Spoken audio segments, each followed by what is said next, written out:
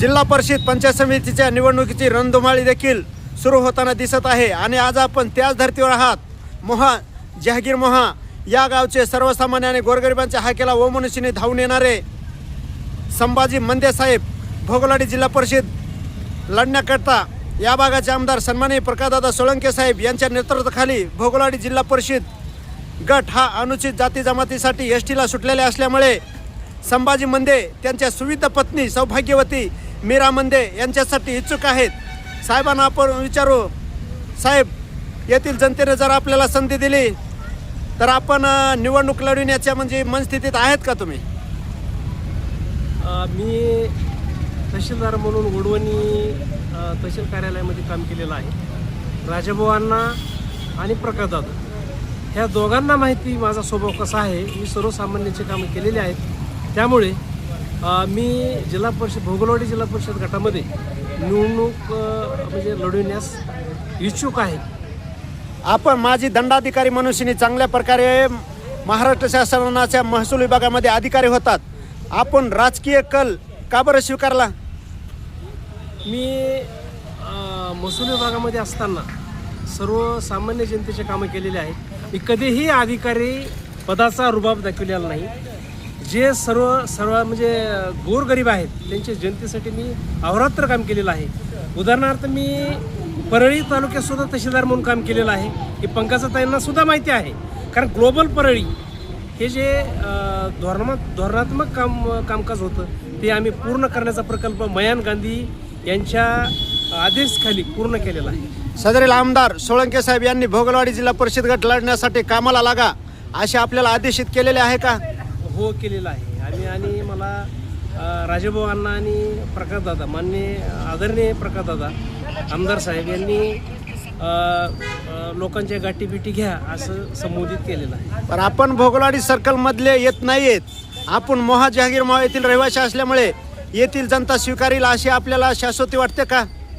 तसं तर मी तहसीलदार असताना सुद्धा किंवा ज्या वेळेला कलेक्टर ऑफिसला असताना सुद्धा काम करत असताना मी पूर्ण जिल्ह्याचं काम केलेलं आहे. त्याच्यामुळं मला स्वीकारणार नाहीत असं वाटणार नाही. कारण यापूर्वी माझी मिसेस जिल्हा परिषदला म्हणजे गटामध्ये निवडणूक लढविलेला आहे. त्या सरपंच होत्या जहागीर मोहा, बिनविरोध सरपंच होत्या जहागीर मोहाच्या. त्यांनी सुद्धा त्यावेळेला आम्ही चांगले काम केलेले आहेत आणि यापुढे सुद्धा आम्ही चांगलं काम करू. बरं, भोगलवाडी जिल्हा परिषद सर्कलमध्ये आपल्या समाजाच्या जिल्हाध्यक्ष मनुष्यनी तत्काल होऊन गेल्या, त्यांनी विकास केला नाही असं ह्या भोगलवाडी सर्कलमधील जनता सांगते. त्या देखील परत जिल्हा परिषद लढण्यासाठी भाजपाकडे इच्छुक आहेत.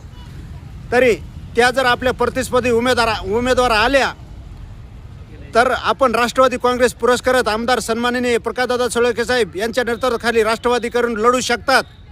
तरी विकासापासून कोसो दूर असणारा भोगलवाडी जिल्हा परिषद गटाचा विकास करून दाखविताल का?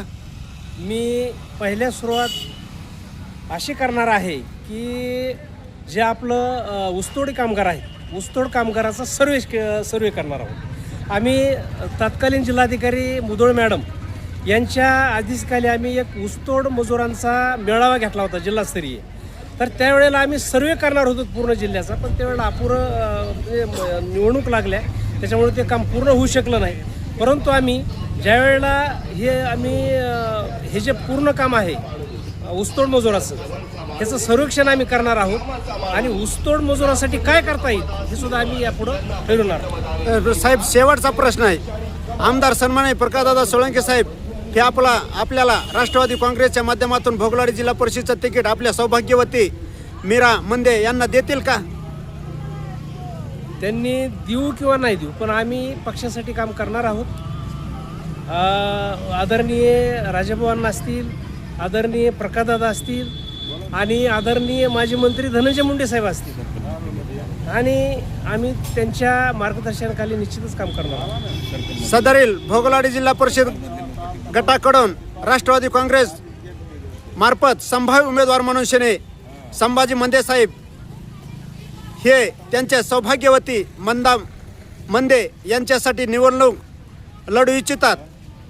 तरी मला या भागातील जनतेने संधी दिली तर मी नक्कीच विकासाचे सोने करून दाखवील अशी प्रतिक्रिया लाईव्ह दिवकाला माहिती देताना तत्कालीन तहसीलदार तथा राजकीय नेते म्हणून भोगलवाडी जिल्हा परिषदला लाभलेले संभाजी मंदे साहेब बोलतात. पत्रकार बाबुराव तिडके, लाईव्ह दिव्य कव्हरेज, बीड.